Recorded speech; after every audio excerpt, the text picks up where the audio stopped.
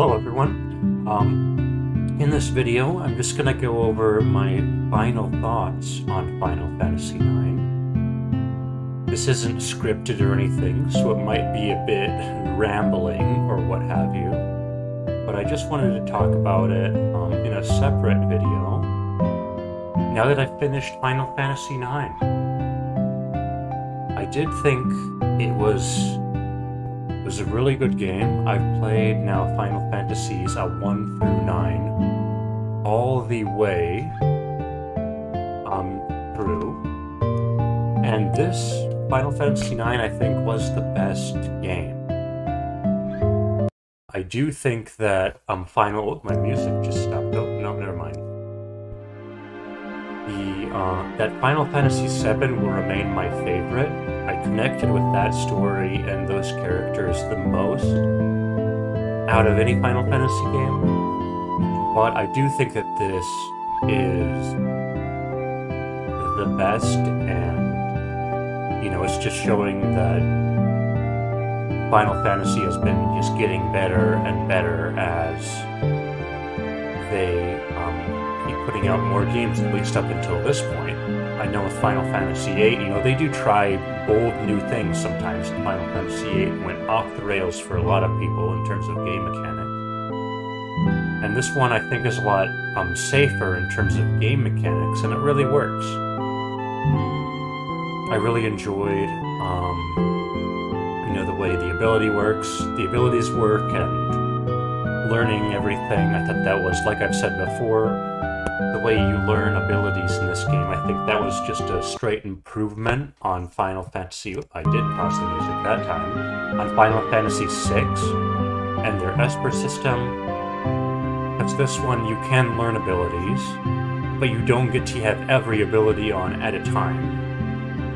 And I think that this is partly due to having the continue option in the Steam version, but going through the final dungeon was really only possible for me because I was able to hit the continue button and revamp my abilities and everything to try and make the best combo to face the particular boss that I was up against at that time. If I had had to just do it in one go, it would have been probably a lot harder. I probably would have had to go level a lot more, because a lot of those bosses I needed to give it multiple goes. And a lot of those multiple goes, the second try or third try was successful because I had changed up my abilities and such. So I did enjoy, when I at first didn't succeed, I got to try again with a bit of a revamped strategy. I thought that was really cool. I don't know why my music keeps pausing. I don't know if that's a problem with the video that I have on or what. I hope that's not too annoying. But in terms of game mechanics, I know that I think that the general mechanics of the game are really good with the equipment and everything. I know I must have missed a lot of items. I definitely missed Curaga. That was just a gaping hole in Dagger's spell list. And I don't know if Dagger was able to get Esuna, or however you pronounce that spell name, but I know Aiko was able to do it. And Dagger wasn't, which was a problem as I was using her as my white mage. Definitely, I did, in terms of progressing through the game, I did kind of go through it as quickly as possible. I know I'm sure I missed a lot of content, and I missed a lot of trying out different characters, trying out different character combinations. Like, as I said once during those final boss fights, but I think that Aiko might actually be better for what I was using than Dagger.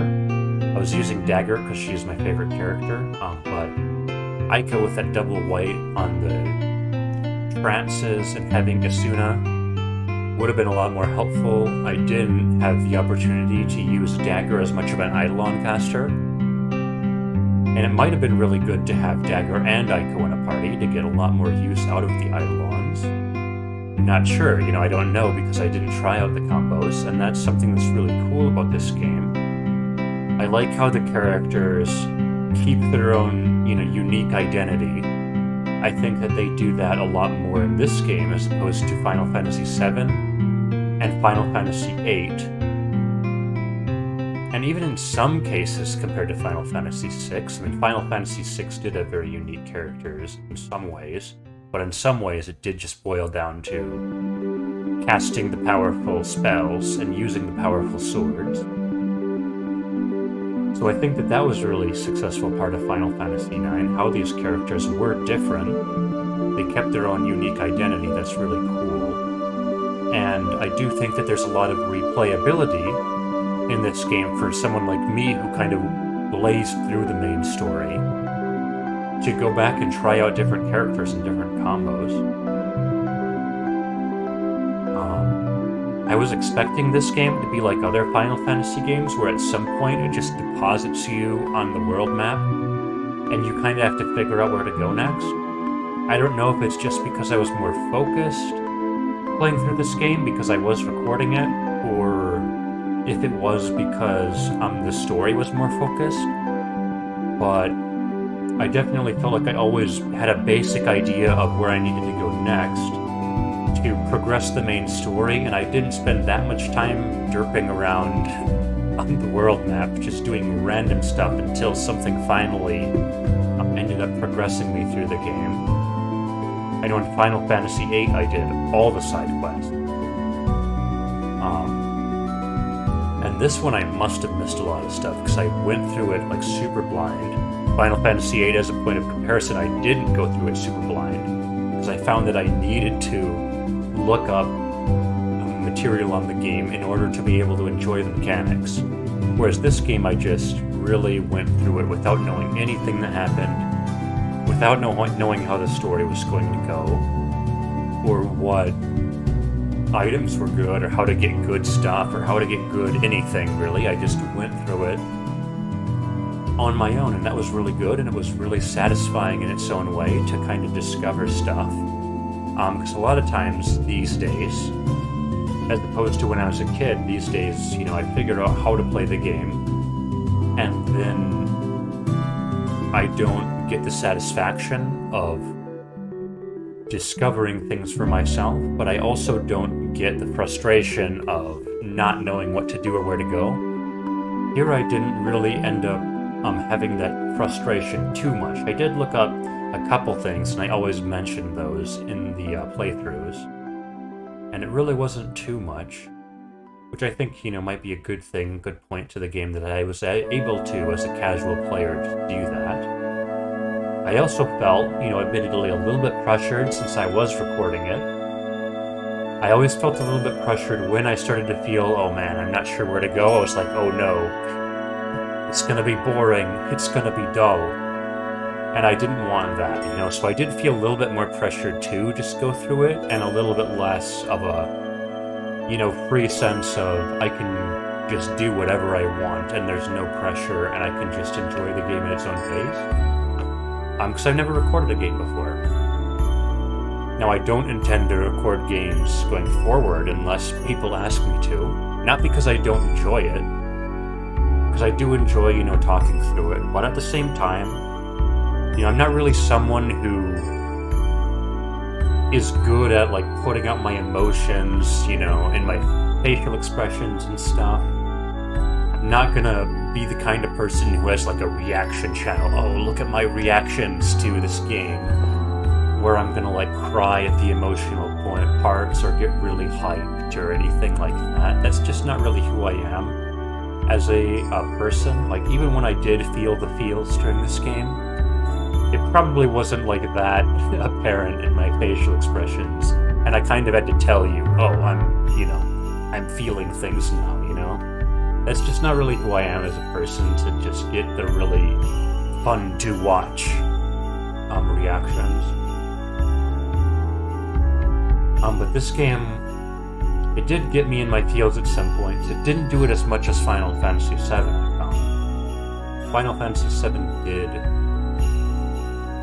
do that more for me in certain characters' backstories, and at the ending of the game. Like, this ending of the game, it was really sweet. The ending was very sweet, and I really liked it. It didn't put me up in my feels as much, though, as Final Fantasy VII's did, but it was a really cute ending. I was really happy to see Vivi turning out well, because like I said in the final episode of the gameplay, I was predicting in my head that Vivi was going to end up dying at the end, because he had that short lifespan. And I don't know, that would have gotten me up in my feels. I don't know, I would have liked that. But I like this too. This one is more of a feel-good. But in terms of like themes and stuff, I really liked Vivi. And really confronting the themes of death with him and with the other Black Mages. That was, I think, the most emotionally powerful part of the game, when we were going back to the village of the Black Mages and dealing with that. I really liked that, and I know I talked about it during my gameplay. And I kind of wish that we even got some more of that, because we didn't really think about it too much afterwards. I know that we didn't think about it with Kuja. I don't know what it is, but Kuja, emotionally, I didn't really hit with Kuja that much. I liked Kuja as a villain a lot. But at the end, you know, it wasn't just hitting me in the feels the way that Vivi and the Black Mages were earlier. Although it was cool to fight Necron and stuff, and like fight the concept of death, and we didn't defeat Necron. I mean, we defeated Necron, but as Necron said, like, is always going to exist. I mean, themes like that can hit hard to me because those are life, you know? It's like how themes of loss can hit hard, because that's life, and we all go through those sorts of things, and that kind of makes it powerful. Final Fantasy games, one of the things that I really like about it is that the bond between these characters, you know, these groups of friends who are going on an adventure to save the world, you know, it's all very wholesome. Like, the relationships are very wholesome because all the characters, their main concern is saving the world. You're not really that concerned with the selfish concerns of day-to-day life when the fate of the entire planet's on the line. It really, like, boils it down to what's important, and that's, you know, the relationships that we have with each other. And that's something that, you know, I try to, not always successfully, you know, put forward into my real life and focus on what's actually important. Because Final Fantasy games are so much about that, it just makes these games so, like, sentimental and so wholesome, and when the games do deal with the theme of loss or the themes of death, it makes it more emotional to me.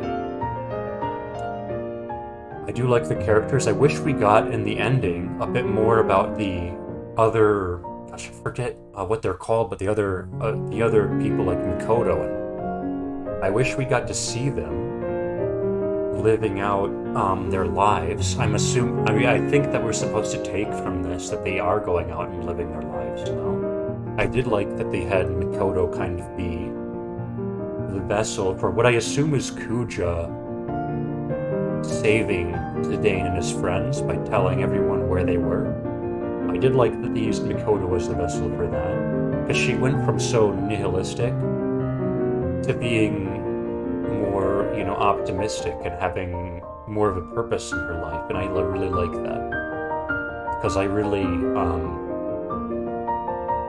was connecting with them, like these people who have been created.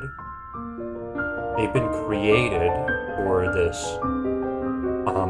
sole purpose, but they are people to me, you know, so I was happy to see them be that to the story as well and learn and grow. Kind of like how Vivi and the Black Mages, like, they were created for a purpose. I mean, for Vivi and the Black Mages, that was a very genocidal purpose. But they are actual beings. They have their own thoughts and they have their own hopes and desires, just like anyone else. So I really liked that about Final Fantasy IX. I also really liked, Dagger as a character, if we just start going through the characters. Dagger was my favorite. I like the conflict within her. That's kind of what gets me going with the character, is when they kind of have these conflicts going on within themselves, or this inner turmoil. And Dagger certainly had that with her responsibilities as queen, or as a princess, and what her mother was doing. She definitely had a lot of,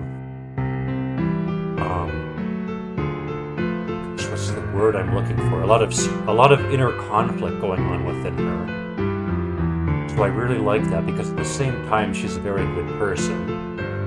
She's not like having the inner conflict between like selfishness and doing the right thing. Her inner conflict was very relatable, because it's, torn between the love of her mother and love of her people, and then her perception of what is right, and wondering what she should do, or what can she even do to try and stop that, to try and stop the bad things that her mother is doing from happening. And when her mother eventually died, I really connected with the emotions that she must be feeling at that point. So I really liked that part as well. That part was really cool. I know I complained a little bit, because I thought I was going to face a boss battle, and I didn't. And I went through all the trouble to set my abilities up for it, but I did really like that part in terms of the storytelling. So I wonder what's going. I have a lot of questions, I think, at the end, like what's going to happen to the Burmessians. I wonder how many of them are left. I don't quite remember. I'm sure they're going to rebuild and move forward, because they aren't wiped out. They're nearly wiped out, but they aren't wiped out, so they can still rebuild their people, but it's going to take a long time. I suppose in this world there are so many, like, animal/human hybrids. I don't know what the story is with all those different people. Like, what's the story of the hippopotamus people? Are there tons of hippopotamus people? Did they have their own lands like the Burmessians did, or not? I don't really know. That's an interesting thing to think about. But I suppose it's a fairly happy ending for everyone, which is cool. What else do I have to mention? In terms of gameplay, I really liked having Freya in my party. I know I mentioned it before, but she has a lot of utility options with her casting regen on everyone, her giving mana to everyone. That's super useful. And then at the end, jump, like I said before, something I almost never use. Because why jump for 1.5 damage when you could just attack twice for, essentially double damage? And also, generally in Final Fantasy games, you want the enemies to be spreading their attacks around all your characters, so having one of your characters just disappear isn't a good thing, because your other characters will be getting focused down more. But it was really, really helpful in the Necron fight. We dodged, I think, 2 Grand Crosses in our successful fight with Jump, and Jump was the thing that finished off on Necron. So really happy with picking Freya and using her. I do wish I got to use Eidolons a little bit more from Dagger, but I might have had to add Eiko in the party as well. I think it would be viable to run Eiko and Dagger at the same time, because they both have the offensive capability as well as the healing, and with Freya in the party, having essentially the ability to get unlimited mana, just fantastic, I think. That ability really let me just start going ham at certain points with the spells. At certain points I didn't need it, like in those final boss battles. I didn't need the mana. But in those dungeons, I know in a lot of dungeons throughout the game, I was either running out of items or I was running out of mana. And at the very end, I was completely out of real healing items that were going to heal me for actual, material amounts of health. So it would have been, I think it would be cool to try and Eiko and Dagger sit up, although I'm not, complaining about Vivi, because Vivi did hard carry that fight against the dragon when we were going into the final area. Speaking of the final area, it was a bit abstract to me, I'm going to be honest. It was a bit too abstract to me, the final dungeon, how they were going on about, like, how life had begun from all this stuff. I wasn't really connecting with that. I know a lot of this game was about life having meaning, and the enemies we were up against were nihilistic, and our heroes were forced to fight against them by being, by having conviction that life was worth fighting for. Even though in the end all of us will die, and all of our descendants will eventually die, life still matters and it's still meaningful. And it's worth fighting for. I really like that. I think that all the talk about life evolving from, in the final dungeon, about life, and how it evolved was meant to enhance that point. I mean, I don't think it really connected for me too much. But overall, the point I really like.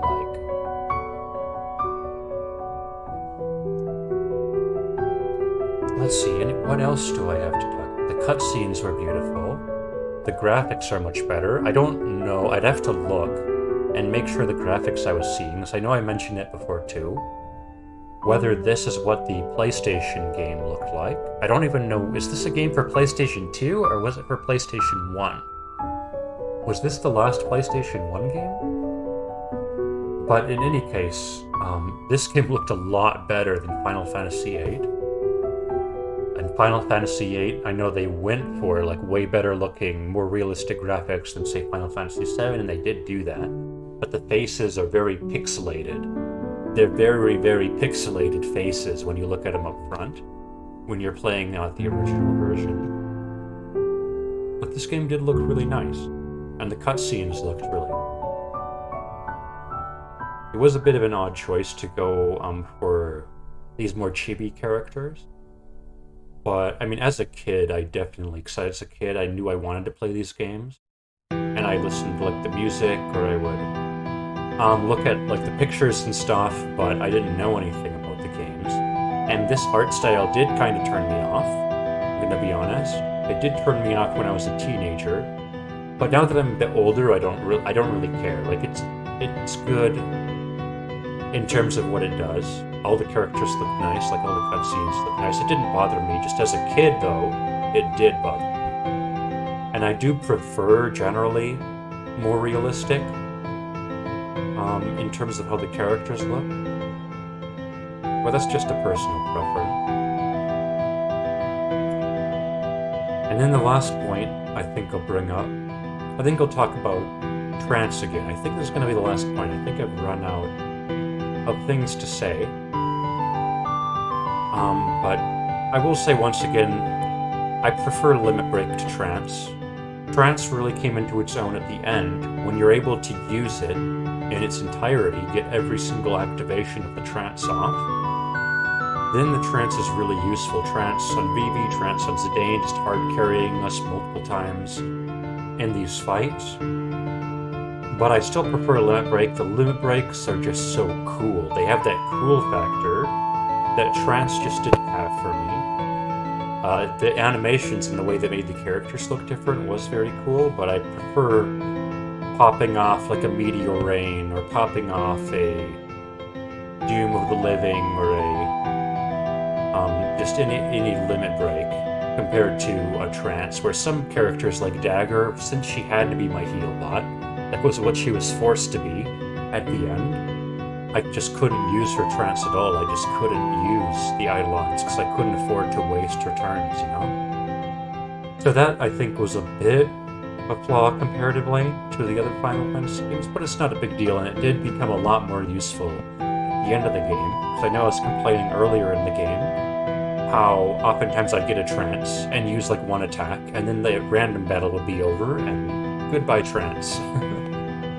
So that was a mechanic that I did not like as much. But overall, I think with the equipment and what I talked about earlier with the characters feeling unique along with the learning abilities, I definitely preferred overall I think that the mechanics of this game were the best so far in the Final Fantasy games I've played. So maybe someday I'll have to come back to this game and either spend more time or more likely just look at guides around the internet to try and figure out how to get ultimate weapons or how to get all the equipment and get all the abilities and just try and make my characters all decked out so that I can go into the final boss and be more, more OP and have more of a power fantasy and see what the characters are capable of when they've been reaching their full potential.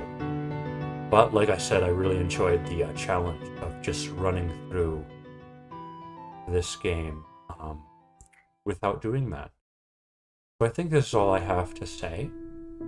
Just to reiterate, it's a fantastic game. I'm really glad I've played it. I'm really glad that I waited all this time without spoiling myself or learning anything really about the story.